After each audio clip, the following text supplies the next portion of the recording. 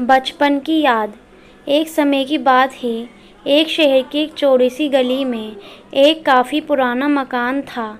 उस पुराने मकान में एक बूढ़ा सा व्यक्ति रहता था। उसका ना कोई रिश्तेदार था और ना ही कोई दोस्त था। वह हमेशा अकेला रहता था।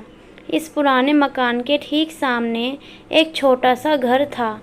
उस घर में एक छोटा बच्चा मोहित अपने माता पिता के साथ रहता था। बूढ़े व्यक्ति को बच्चे बहुत अच्छे लगते थे। वह बच्चों से बहुत प्यार करते थे।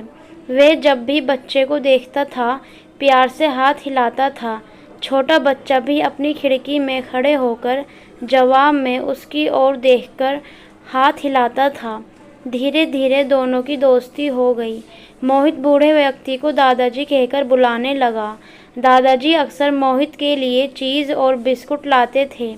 कभी कभी वे उसके पसंद की चॉकलेट लाकर भी उसे देते थे।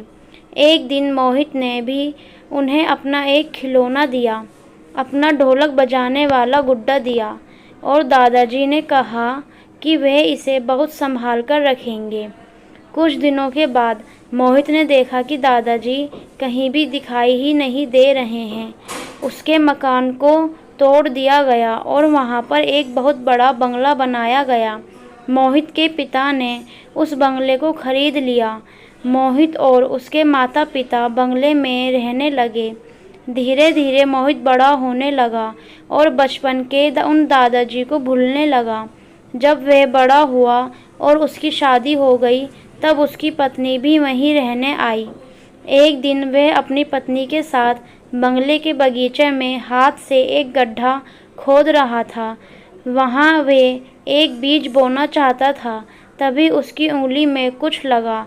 उसने खोदकर देखा तो ये उसका अपना ढोलक बजाने वाला गुड्डा था जो उसने दादाजी को दिया था। अपना बचपन का खिलौना देखकर अचानक मोहित को बचपन की सारी बातें और दादाजी याद आ गए। उसे याद आया कि दादाजी ने कहा था ये खिलौना मैं बहुत संभाल कर रखूँगा।